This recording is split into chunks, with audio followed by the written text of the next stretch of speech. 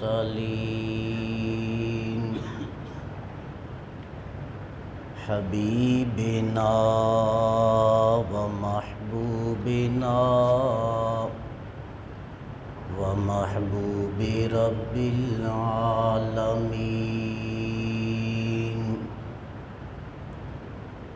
وعلى آله وأصحابه أجمعين.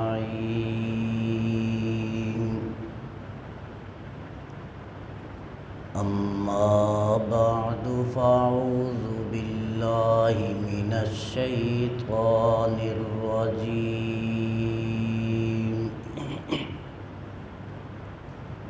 بسم الله الرحمن الرحيم.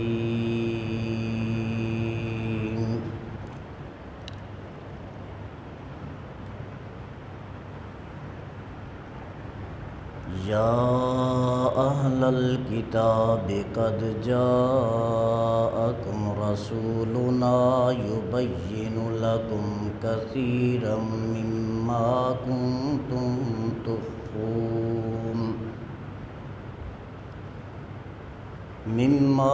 كنتم تخفون من الكتاب ويعفو عن كثير. قد جاءكم من الله نور وكتاب مبين. صدق الله مولانا العظيم وبلغنا رسوله النبي الكريم الأمين الرؤوف الرحيم. ونحن على ذلك لمن الشاهدين والشاكرين والحمد لله رب العالمين.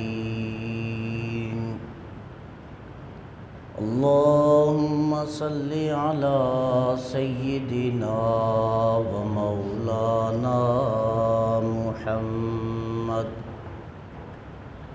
وعلى آل سيدنا ومولانا محمد.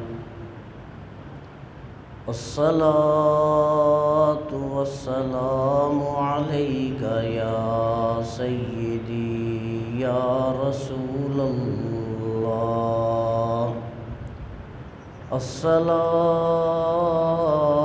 والسلام عليك يا سيدي يا خاتم الأنبياء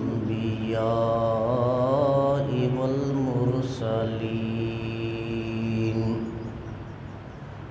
وعلى آلك وأصحابك يا سيدي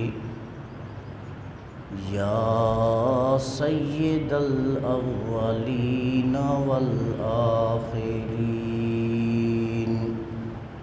والحمد لله رب العالمين. حمد و ثنا کے بعد معزز و محتشم حضرات سامعین کرام، سورۃ المائدہ آیا مبارکہ 15 تلاوت کرنے کا شرف حاصل کیا. اس آیا مبارکہ سے قبل 14ویں آیا مبارکہ میں اللہ تبارک و تعالی نے عیسائیوں کے انتشار، تفرقہ، عداوت، نفرت اور ایک دوسرے کے لیے بغض کا تذکرہ فرمایا، اور اس عداوت کا سبب کیا بنا اللہ نے وہ بھی ارشاد فرمایا کہ جب انہوں نے عیسائیوں نے انجیل کے احکامات سے پہلو تہی شروع کی، اللہ کے احکامات سے روگردانی شروع کی، اور حضرت عیسیٰ علیہ السلام کی تعلیمات سے روگردانی شروع کی، تو پھر اللہ کی نافرمانی کا جو دنیا میں انہیں عذاب ملا، فَأَغْرَيْنَ بَيْنَهُمُ الْبَغْضَاءَ، پھر ان کے درمیان اللہ فرماتے ہیں ہم نے کیا کیا؟ عداوت اور بغض۔ فَأَغْرَيْنَ بَيْنَهُمُ الْعَدَاوَةَ وَالْبَغْضَاءَ إِلَى يَوْمِ الْقِيَامَةِ، قیامت تک کے لیے ان کے درمیان ہم نے کیا کیا؟ بغض اور عداوت کو پیدا کر دیا۔ وہ کہنے کو تو عیسائی ہیں، لیکن حقیقت میں ایک عیسائی دوسرے عیسائی کو عیسائی ماننے کے لیے تیار نہیں ہے۔ یہاں ایک بات ہمیں مد نظر رکھنی چاہیے کہ قرآن مجید جو بھی سابقہ امتوں میں سے کسی امت کا تذکرہ فرماتا ہے، وہ صرف بطور حقائق نہیں بلکہ اس امت کی اصلاح، عبرت اور تنبیہ کے لیے ہوتا ہے۔ تو گویا اس امت کے لیے پیغام یہ کہ اگر تم نے بھی اللہ کے کلام کو پس پشت ڈالنے کی جسارت کی، اگر تم نے بھی قرآن سے روگردانی اور پہلو تہی کرنے کی کوشش کی، اگر تم نے میرے محبوب صلی اللہ علیہ وسلم کے احکامات اور تعلیمات سے ہٹ کے زندگی گزارنے کی کوشش کی، تو پھر تمہارے ساتھ بھی ایسا ہی ہو سکتا ہے۔ اور اس چیز کو ہم دونوں چیزوں کو ہم پریکٹیکلی جو ہے وہ دیکھ رہے ہیں کہ ہم آئے دن قرآن اور سنت سے دور ہوتے جا رہے ہیں، آئے دن ہم اللہ کے احکامات کے سامنے جھکنے کے بجائے دنیا اور دنیاوی مفادات کے سامنے جھکنے کی طرف مائل ہوتے جا رہے ہیں۔ اسی حساب سے ہمارے درمیان تفرقہ بازی بھی زیادہ ہو رہی ہے، انتشار بھی زیادہ ہو رہا ہے، بغض اور عداوت بھی زیادہ سے زیادہ ہوتی چلی جا رہی ہے۔ تو یہ ہمیں اپنی زندگی کو، اپنے انداز کو ریوزٹ کرنے کی ضرورت ہے کہ جب تک آپ اللہ کے قرآن کی طرف نہیں آئیں گے اور رسول اللہ صلی اللہ علیہ وسلم کی سیرت طیبہ کی طرف نہیں آئیں گے، اس وقت تک جو ہے اختلافات اور نفرت کے بیج ہمارے دلوں سے ختم نہیں ہو سکتے۔ تو یہاں آج جو آیہ مبارکہ 15 تلاوت کی، اللہ تبارک و تعالیٰ نے ارشاد فرمایا، یا اہل الکتاب قد جاءکم رسولنا، اے اہل کتاب تمہارے پاس ہمارا عظیم رسول تشریف فرما ہوا ہے۔ اس رسول مکرم صلی اللہ علیہ وسلم کی شان یہ ہے، یبین لکم کثیرا مما کنتم تخفون من الکتاب، میرا رسول تمہارے پاس تشریف فرما ہوا ہے، اور میرے محبوب کی شان یہ ہے کہ توریت اور انجیل میں جن چیزوں کو تم چھپاتے تھے، ان چیزوں کو میرا محبوب تمہارے سامنے کھول کے بیان فرماتا ہے۔ اب یہاں ایک بات ذہن نشین رہنی چاہیے کہ تاجدار کائنات حضرت محمد مصطفیٰ صلی اللہ علیہ وسلم دنیاوی تعلیم کسی سے حاصل کرنے والے نہیں تھے۔ امی کا مطلب وہ ہے جو نہ لکھنا جانتا ہو اور نہ پڑھنا جانتا ہو، اسے امی کہا جاتا ہے۔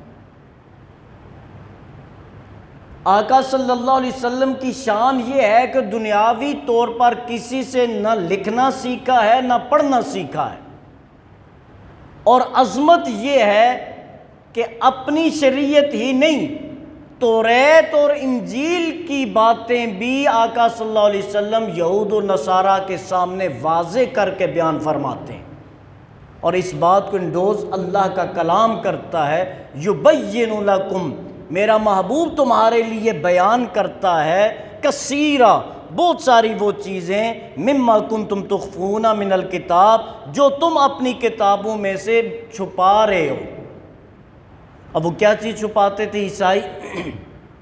ایک بات تو یہ چھپاتے تھے کہ حضرت عیسیٰ علیہ السلام نے آقا صلی اللہ علیہ وسلم کی آمد کی صراحتاً بشارت سنائی، وَمُبَشِّرًا بِرَسُولٍ يَأْتِي مِن بَعْدِ اسْمُهُ احمد، کہ میرے بعد ایک عظمت والا رسول تمہارے پاس تشریف فرما ہوگا، اسمہ احمد، اس کا اسم گرامی کیا ہوگا؟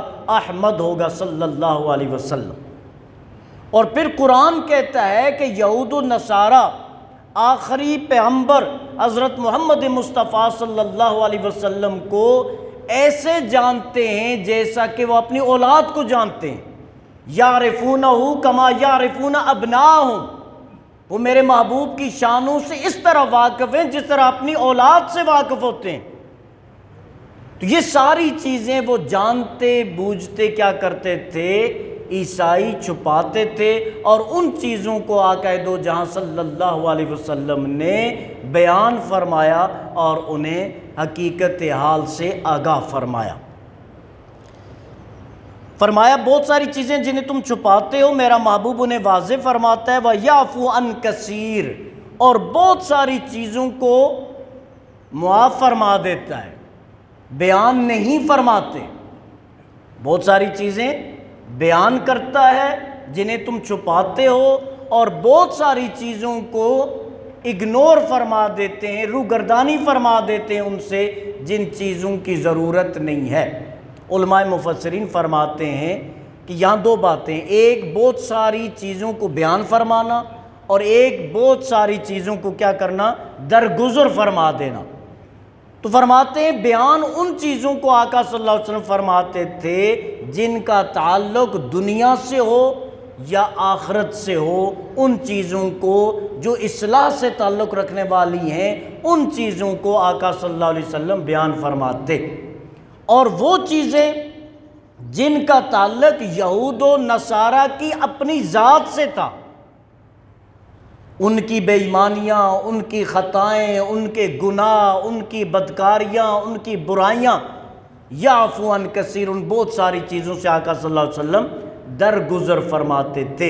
یہاں ہمارے لیے اصول یہ ہے، اگر آپ کسی کی کوئی بات بیان کرنا چاہتے ہیں تو وہ بات بیان کریں جس کا تعلق آپ کے دنیاوی یا اخروی نفع سے ہو، اور اگر اس بات کا تعلق کسی انسان کی اپنی ذات سے ہو، کسی سے اسے کوئی نفع یا نقصان کا اندیشہ نہ ہو، تو پھر اس بات کو بیان کرنا ضروری نہیں ہے۔ اور اس حوالے سے ہمیں شریعت مطہرہ یہ حکم دیتی ہے کہ جو من ساتر مسلمن ساترہ اللہ یوم القیامہ، کہ جو شخص اپنے مسلمان بھائی کا عیب چھپائے گا دنیا میں، اللہ تعالیٰ قیامت کے دن اس کے عیبوں پر پردہ ڈالے گا۔ تو کسی کے عیبوں کو بیان کرنا یہ کوئی بڑی بات نہیں ہوتی۔ تو ارشاد فرمایا یعفو عن کثیر، میرا محبوب صلی اللہ علیہ وسلم بہت ساری چیزوں کو اگنور فرما دیتا ہے، درگزر فرما دیتا ہے، اور انہیں بیان نہیں کرتا۔ اب ان چیزوں کو اگر ہم دیکھیں، ہر چیز قرآن کا ہر حکم جو ہے وہ پڑھنے کے بعد اس پر ہمیں غور اور فکر کرنا چاہیے کہ قرآن کی تعلیمات یہ ہیں کہ جو فائدہ مند چیز ہے اسے بیان کرو۔ کسی کے کسی عمل سے کسی دوسرے کو نقصان پہنچ سکتا ہے بلا وجہ، تو اسے کیا کرو؟ آگاہ کرو، اسے بیان کرو۔ لیکن اگر کسی معاملے کا تعلق ایک انسان کی اپنی ذات تک ہے تو اسے بیان نہ کرنا ہی افضل اور اعلیٰ ہے۔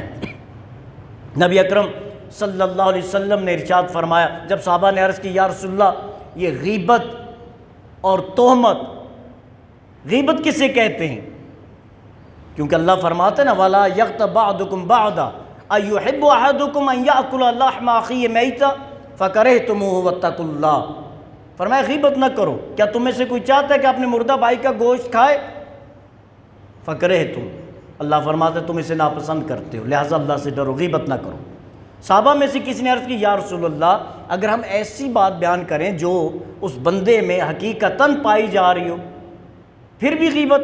آقا نے فرمایا یہی تو غیبت ہے، اگر ایسی چیز کو بیان کرو جو اس میں برائی پائی نہیں جا رہی پھر تہمت ہو جائے گی، اور تہمت غیبت سے بڑا گناہ ہے۔ تو ارشاد فرمایا بہت ساری چیزوں کو میرا محبوب صلی اللہ علیہ وسلم درگزر فرماتا ہے۔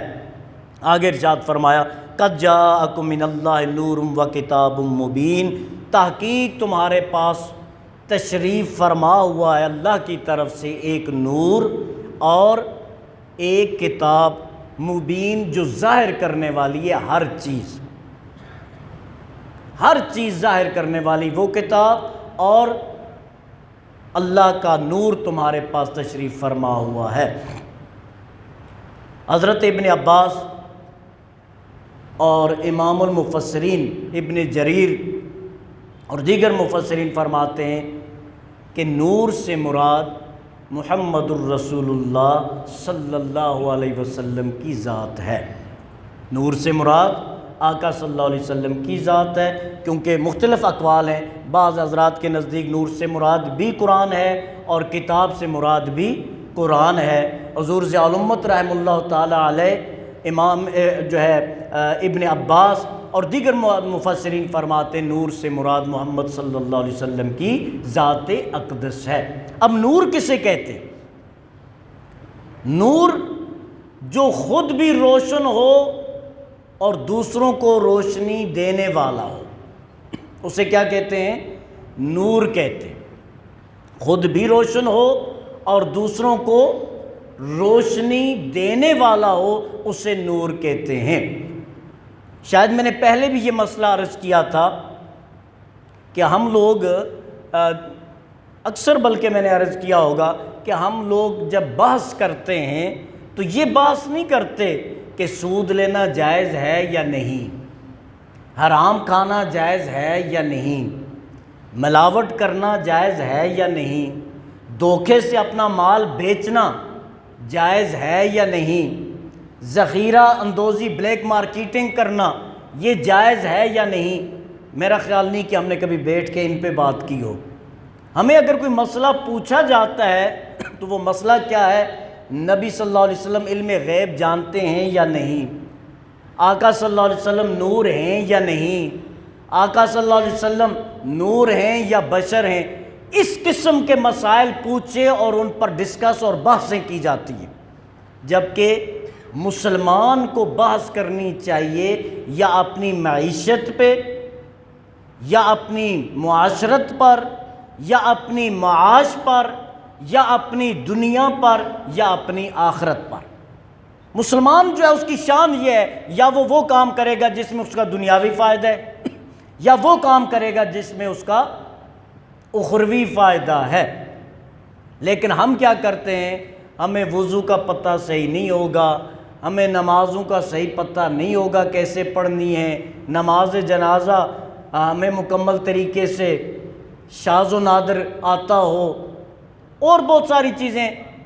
لیکن جب ہم بات کرتے ہیں ان مسائل کی جو مختلف فی مسائل ہیں، ہمیں ان چیزوں میں نہیں جانا چاہیے۔ نبی اکرم صلی اللہ علیہ وسلم نے حضرت ابو بکر صدیق رضی اللہ تعالی عنہ سے ارشاد فرمایا۔ آپ جانتے ہیں صحابہ کرام میں سے، نوجوانوں میں سے، بڑوں میں سے، جوانوں میں سے سب سے پہلے صحابی کون ہیں؟ حضرت ابو بکر صدیق رضی اللہ تعالی عنہ۔ اور سب سے زیادہ آقا صلی اللہ علیہ وسلم کے ساتھ صحبت کنہیں نصیب ہوئی؟ حضرت ابو بکر صدیق رضی اللہ تعالی عنہ کو دنیا میں بھی اور بعد از وصال بھی آقا کا پہلو اللہ نے انہیں نصیب فرمایا، حضرت ابو بکر صدیق۔ اور دوسرا جو لوگ جو ہے حج اور عمرہ کی سعادت حاصل کر کے آئے ہیں، آپ نے جو ہے وہ ریاض الجنہ میں اگر آپ جائیں، قبلہ رو ہو کر کھڑے ہوں تو آپ کی لیفٹ سائیڈ پہ جو ہے وہ روضہ اقدس ہے۔ ریاض الجنہ میں قبلہ رو ہو کر کھڑے ہوں تو آپ کی لیفٹ سائیڈ پہ بائیں ہاتھ پہ اپنا روضہ اقدس ہے صلی اللہ علیہ وسلم۔ اور رائٹ سائڈ پہ ایک دروازہ ہے، بالکل سیدھا آگے رائٹ سائڈ دیکھیں گے دروازہ نظر آئے گا، وہ دروازہ موجود ہے، اور اپنے بائیں جانب جو آپ دیکھیں گے وہاں ایک کھڑکی کا جو ہے وہ سائز بنا ہوا آج بھی نظر آتا ہے۔ وہ جو کھڑکی ہے وہ کاشانہ نبوت کے جو ہے وہ کھڑکی ہے، جہاں آقا صلی اللہ علیہ وسلم حضرت عائشہ صدیقہ رضی اللہ تعالی عنہ کا حجرہ مبارک، اور دائیں دیکھیں جہاں دروازہ آج لگا ہوا ہے وہ حضرت صدیق اکبر کے گھر کی کھڑکی ہے۔ تو وہاں جب آپ درمیان میں کھڑے ہوں تو بائیں طرف دیکھیں تو آقا کا حجرہ مبارک، اور دائیں طرف دیکھیں تو صدیق اکبر کا کاشانہ اقدس۔ تو کیا منظر ہے جب آقا اپنے گھر میں کھڑے ہوتے، نظر دائیں طرف کرتے تو صدیق اکبر کے گھر میں نظر پڑتی تھی، اور صدیق اکبر اپنے گھر میں کھڑے ہوں اپنے بائیں طرف نظر اٹھاتے تو اپنی بیٹی اور تاجدار کائنات صلی اللہ علیہ وسلم کے چہروں کا دیدار ہوتا۔ یہ میرے آقا صلی اللہ علیہ وسلم کی محبت اور نسبت ہے۔ اور جب مسجد نبوی کی توسیع ہوئی، یہ بات بھی عرض کر دوں، آقا نے فرمایا تمام وہ دروازے گھروں کے جو مسجد نبوی کی طرف کھلتے ہیں انہیں بند کر دیا جائے، الا باب ابی بکر، سوائے ابو بکر صدیق کے دروازے کے، کہ وہ ابھی بھی کھلا رہے گا، اور آج بھی وہ دروازہ وہاں کیا ہے، وہ کھلا ہے۔ تو میں اس لیے یہ عرض کر رہا ہوں کہ آقا کی حقیقت کیا ہے۔ ان حضرت ابو بکر صدیق رضی اللہ تعالیٰ عنہ سے آقا صلی اللہ علیہ وسلم ارشاد فرماتے ہیں، یا ابا بکر، اے ابو بکر، میری حقیقت کو میرے رب کے سوا کوئی نہیں جانتا، میری حقیقت کو میرے رب کے سوا کوئی نہیں جانتا۔ جب دنیا والے دیکھتے ہیں تو بشر کی نظر سے دیکھتے ہیں، فرشتے دیکھتے ہیں تو نور کی نظر سے دیکھتے ہیں، لیکن دنیا والے زمین پہ دیکھتے رہ جاتے ہیں، اور نور والے سدرۃ المنتہا تک دیکھتے رہ جاتے ہیں، اور محمد عربی کی حقیقت سدرۃ المنتہا سے آگے جا کے آشکار ہوتی ہے۔ تو جس آقا کی حقیقت کو اللہ کے سوا کوئی جان نہیں سکتا، پھر اس آقا کی حقیقت پہ مسلمان بحث کرے، کیا اسے زیبا دیتا ہے؟ اور وہی بات ہے مختصر، بعد از خدا بزرگ توئی، قصہ مختصر، کہ یا رسول اللہ صلی اللہ علیہ وسلم، اللہ کے بعد اگر کسی کی عظمت اور شان ہے، آقا وہ آپ کی شان ہے۔ مسلمان کا یہ یقین اور عقیدہ ہے۔ اس لیے ارشاد فرمایا، قد جاءکم من اللہ نور و کتاب مبین، تحقیق تمہارے پاس تشریف فرما ہوا ہے اللہ کی طرف سے نور، محمد عربی صلی اللہ علیہ وسلم کی ذات کی صورت میں، اور کتاب مبین، اور وہ لاریب کتاب جس میں ہر چیز کا، ہر مسئلے کا حل موجود ہے۔ اس پہ انشاءاللہ کچھ معروضات اگلے جمعے پہ بشرط زندگی و خیر آپ کی خدمت میں پیش کروں گا۔ اللہ تعالیٰ ہم سب کا حامی و ناصر